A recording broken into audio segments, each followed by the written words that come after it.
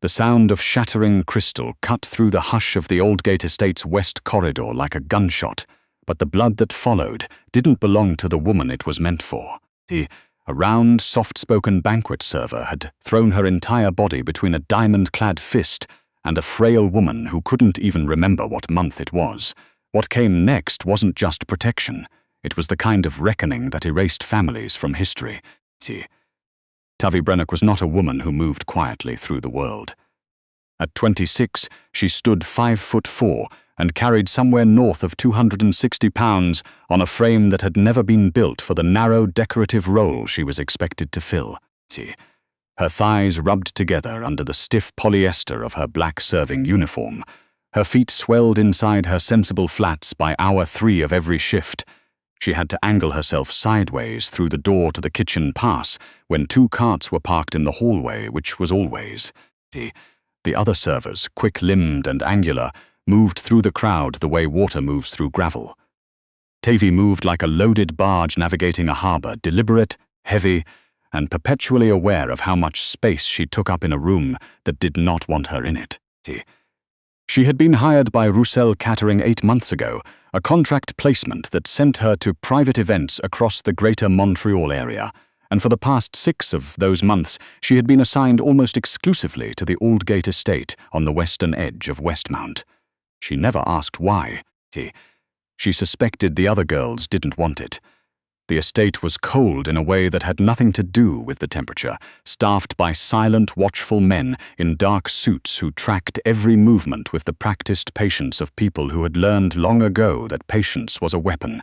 The man who owned it was Edouard Saulnier.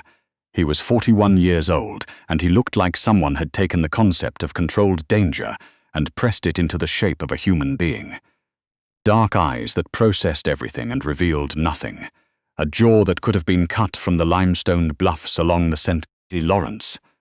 He wore his suits the way most men wore their skin, like they had grown there, like they had always been there, like the idea of removing them would be a kind of violence. He spoke in a low, unhurried voice that made the men around him lean in involuntarily, as though they were afraid to miss a word. Tavie had heard from the senior catering supervisor that Edouard Saulnier ran a legitimate real estate development empire, with offices in Montreal, Toronto, and Vancouver. She had also heard, in the careful, sidelong way that people repeat things they know are dangerous, that the real estate was a very polished coat of paint over something much darker underneath. She didn't ask questions. She needed the shift differential. Her mother's oxygen concentrator had started making a grinding noise in September, and the replacement unit the provincial health plan would eventually cover was still 8 weeks out on the waiting list. In the meantime, the rental cost was $430 a month, and that was before the prescriptions, before the hydro bill that spiked every winter, before the groceries and the bus pass. Tavie did not have the luxury of being particular about her employers. What she did have, unexpectedly and improbably, was Eugenie Saulnier. Edouard's mother was 73 years old, small as a sparrow and sharp as glass on a good day. On a less good day, she lost the thread of things in a way that she hid with the fierce, practiced dignity of a woman who had spent 50 years being the most composed person in any room. Tavie had noticed it first in October, when she'd found Madame Saulnier standing in the corridor outside the estate's private chapel at 11 in the evening, wearing her day clothes and holding an empty crystal decanter, looking for her late husband's study. The study had been converted to a home gym 3 years ago. Her husband had been dead for 12. Tavie had not called the guards. She had not fetched Edouard. She had simply walked up to the older woman and said, in her flat, warm English that coloured every French word she'd ever learned, that she'd been heading to the kitchen for some chamomile tea, and that Madame Saulnier was welcome to join her if she liked. And Eugenie had looked at her with those pale grey eyes and said, in careful English, that she supposed she wasn't very tired after all. After that, Tavie started leaving a small glass of water and a folded napkin with Eugenie's evening medication on the side table of whatever room the older woman was settled in for the night. She started learning which visiting guests Eugenie already knew and which ones she needed a quiet prompt on, A small murmured "Monsieur Trahan" from the Laval office, "Madame," as she leaned in to refill a wine glass, enough for Eugenie to pick up the thread without anyone noticing it had dropped. She rearranged the schedule for the morning breakfast service so that Eugenie's coffee arrived exactly when she expected it, because the disruption of small expectations, Tavie had learned, was where the bad moments began. No one else in the house knew how bad the bad moments were getting, not even Edouard. He was not a careless son, Tavie could see that. He checked on his mother every morning with a consistency that suggested ritual rather than obligation. But Eugenie Saulnier was extraordinarily skilled at performing lucidity in front of her son, and Edouard, for all his terrifying perceptiveness in professional matters, seemed to need to believe she was fine. So he believed it. It was Tavie who knew the truth. One afternoon in November, when the rest of the house was occupied with the controlled chaos of preparing for the Aldgate Winter Gala, Eugenie had found Tavie polishing the candlestick holders in the blue sitting room and sat down across from her uninvited. She had looked at Tavie for a long moment with the particular clarity that came and went unpredictably. "You have a good soul," Eugenie said in her accented English, not as a compliment but as a statement of fact. "I've known unkind people my whole life." I know the difference. Tavie had looked up from the candlestick and found, to her own embarrassment, that her throat had closed. "You treat me like a person," Eugenie continued, "not like a problem someone needs to manage." She reached over and placed one small, cool hand over Tavie's large, warm one. "Whatever they say about you in that kitchen, you know what you are." Tavie had nodded and gone back to polishing and said nothing because there was nothing adequate to say. But she had made a decision, quietly and without drama, the way she made most of her decisions, that she would not let anything happen to this woman. Not on her shift, not in this house. She had not imagined she would be tested on it quite so literally. The Aldgate Winter Gala was the single most important event on the Saulnier calendar. Tavie understood this within an hour of arriving that evening. The estate had been transformed. Low floral arrangements in ivory and deep burgundy, candlelight bouncing off the antique mirrors in the grand hall, a string quartet stationed at the far end of the ballroom near the French doors. The guest list was a masterclass in strategic ambiguity. Legitimate business people with impeccable reputations standing shoulder to shoulder with men whose reputations were entirely constructed and entirely intentional. She recognized Mathieu Chassagne the moment he walked in. He was a name whispered in the catering van on the way over, the kind of name that made Tavie's supervisor lower her voice without realizing she was doing it. The Chassagne family operated out of Quebec City and had fingers in every port along the St. Lawrence. The gala, Tavie had pieced together from overheard fragments, was a negotiation masked as a party. There was talk of a merger. There was talk of Edouard's engagement to Chassagne's daughter. The daughter was named Vivienne Chassagne. She was 30 years old, tall in a way that looked expensive, with auburn hair pinned in a chignon that must have taken an hour and a half to achieve. She moved through the ballroom like she was already mistress of it, assessing everything, and finding it slightly below her standards. Tavie passed within 3 feet of her twice while carrying a tray of smoked salmon canapés, and both times Vivienne looked through her as though she were a piece of furniture that had been incorrectly placed. On the third pass, someone jostled Tavie's elbow from the left, the tray tilted. One canapé slid and landed, with the specific cruel precision of bad timing, on the pointed toe of Vivienne Chassagne's satin shoe. The room didn't stop, but the pocket of air around them did. Vivienne looked down at her shoe. She looked up at Tavie. "You absolute disaster," she said, low and vicious and perfectly enunciated. "Do they hire staff off the street now? Does no one screen for basic motor function?" Her dark eyes moved over Tavie with a slow, systematic contempt. "Or is the issue just that there's too much of you to coordinate properly?" The men standing nearby found something extremely interesting to look at on the far wall.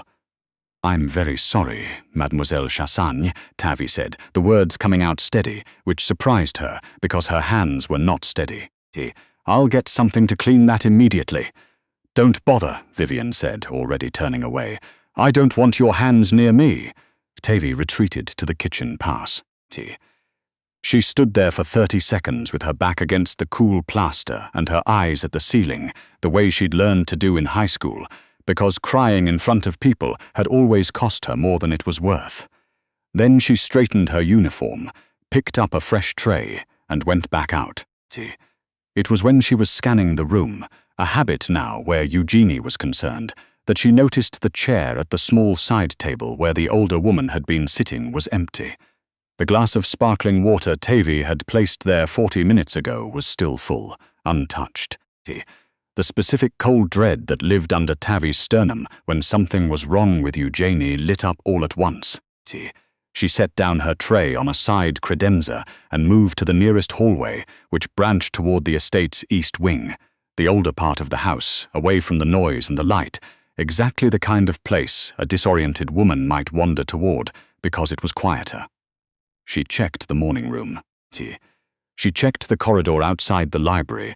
She was heading toward the solarium at the end of the east wing when she heard it. A voice she recognized, sharp, cold. Not the voice Vivienne Chassagne used at parties. Tavie pressed herself against the wall beside the solarium's half-open door. Inside, Eugenie Saulnier stood with her back against the old plant bench, the one covered in terracotta pots and dormant bulbs waiting for spring. She was holding her silk shawl in both hands, pulling it against her chest like a small shield, and her eyes had the particular unfocused quality that Tavie had learned to dread, the look that meant the tether had slipped.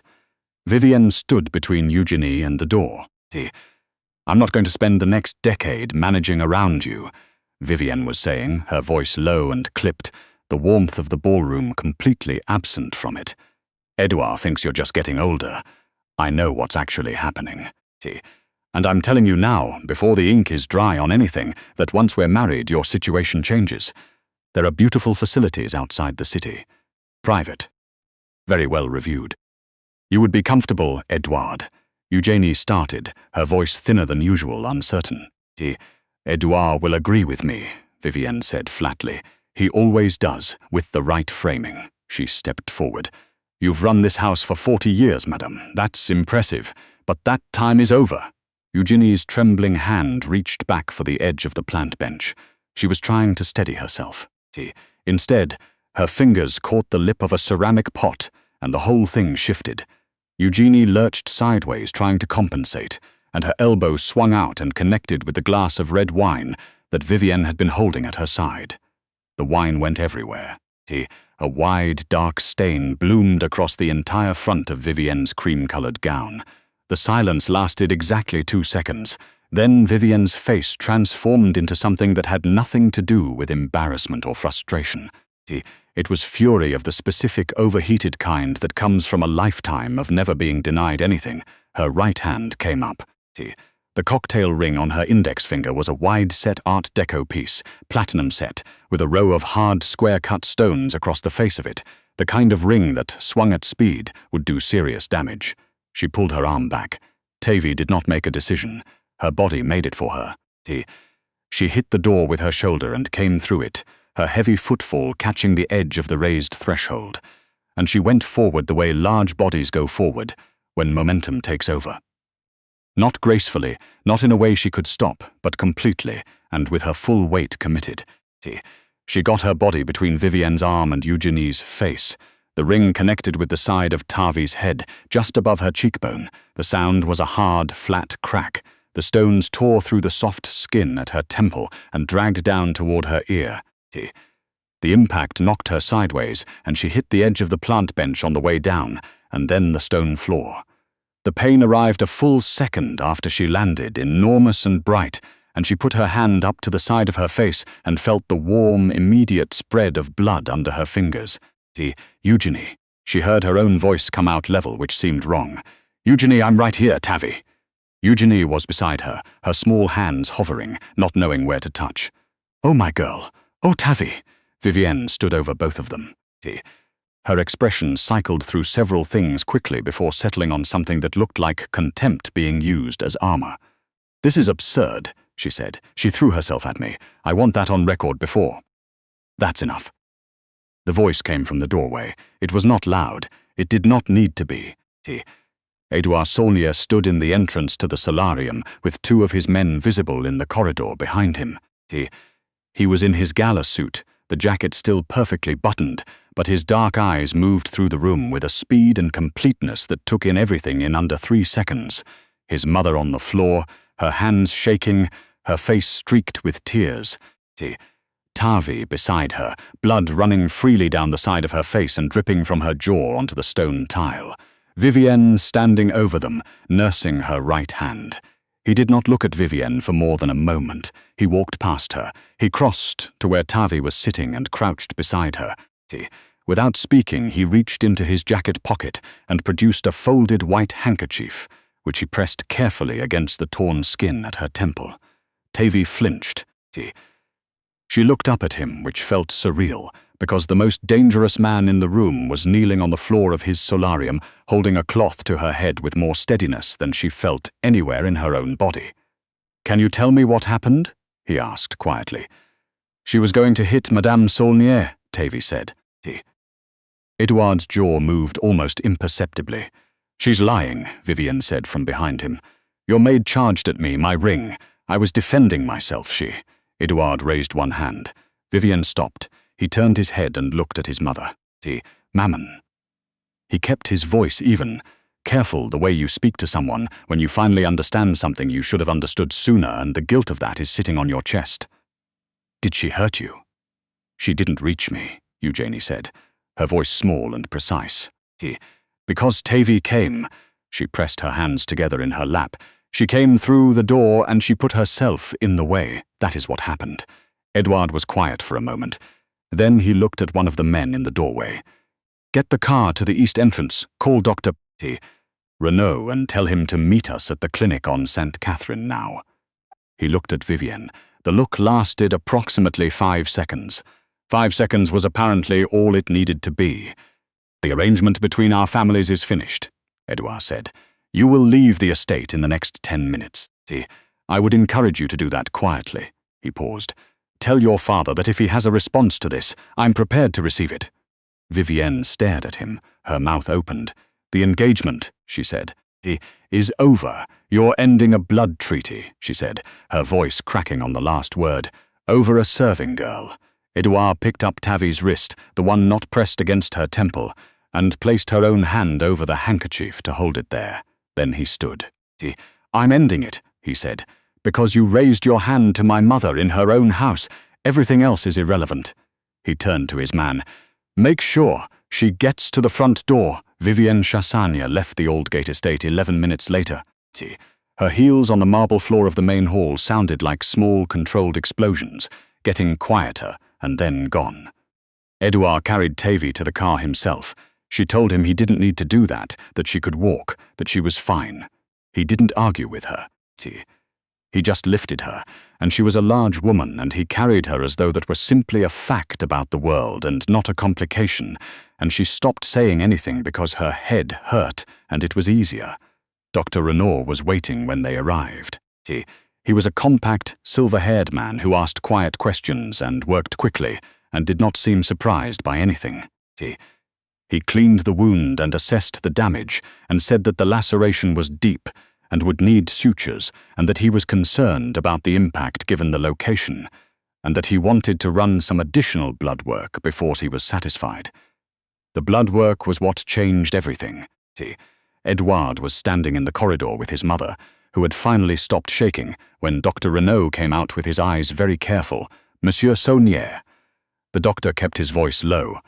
"The laceration is the least of my concerns right now.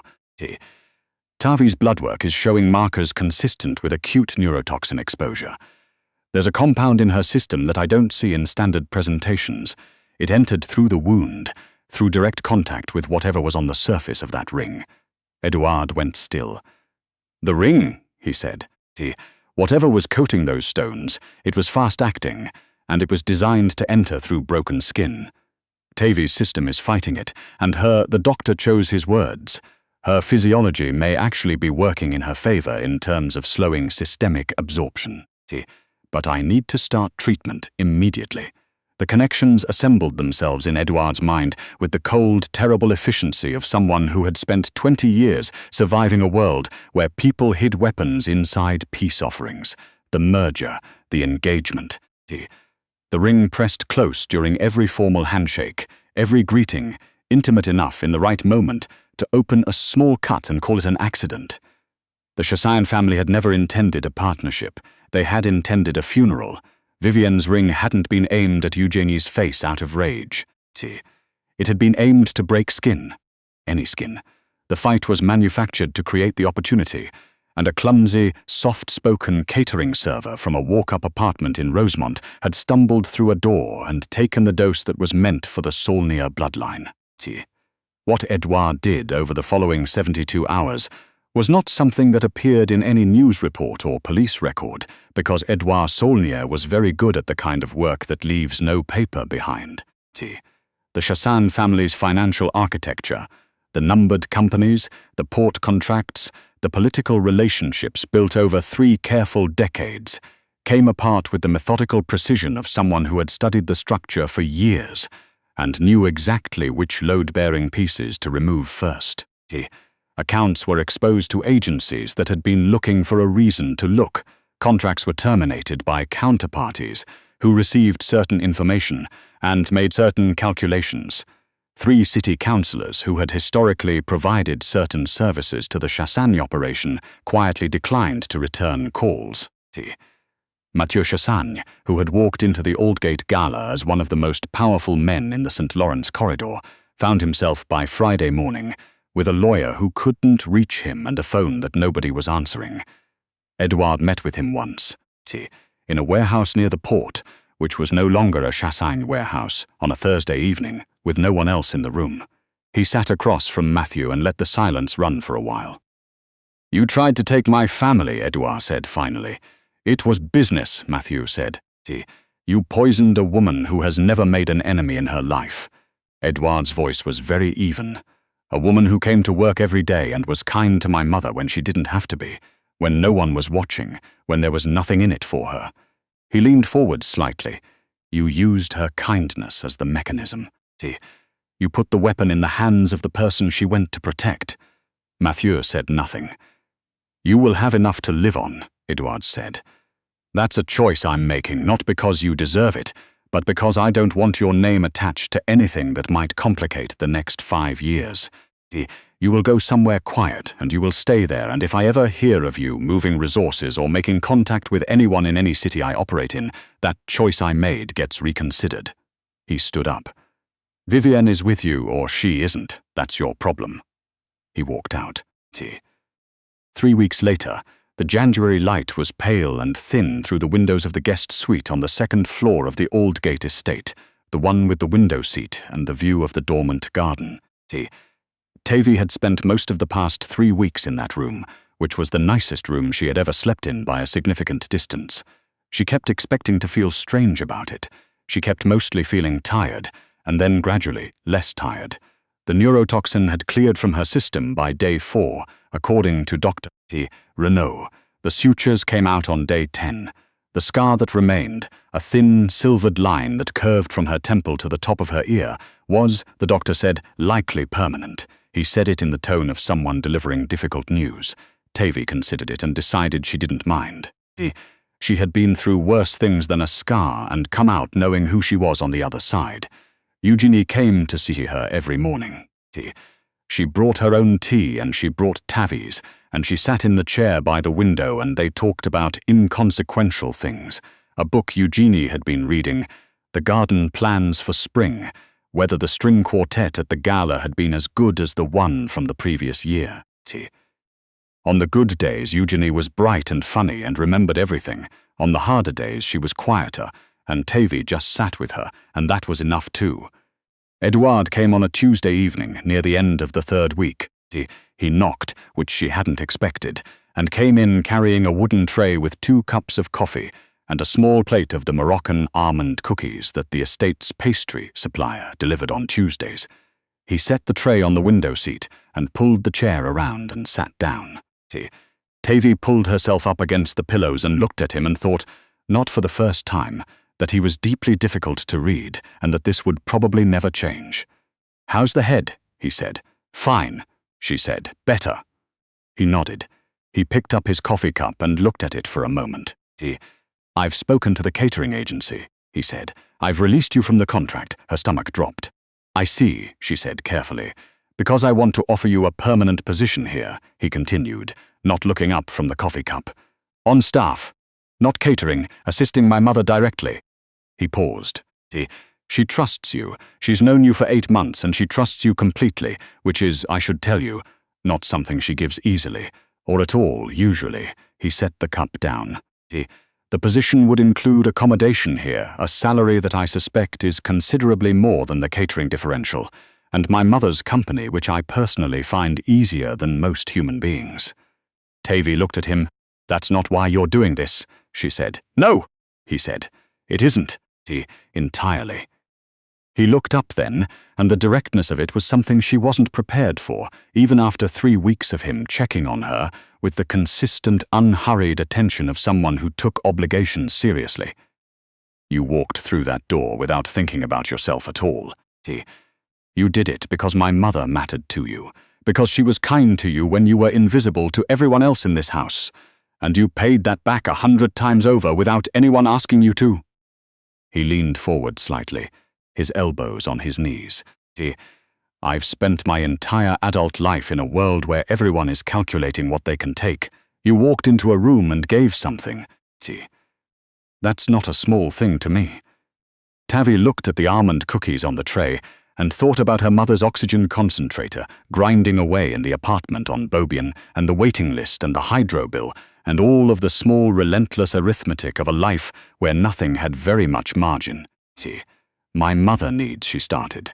"I've arranged for the equipment she needs to be delivered next week," Edar said. "The rental is covered. If she needs additional medical support down the line, that conversation is open."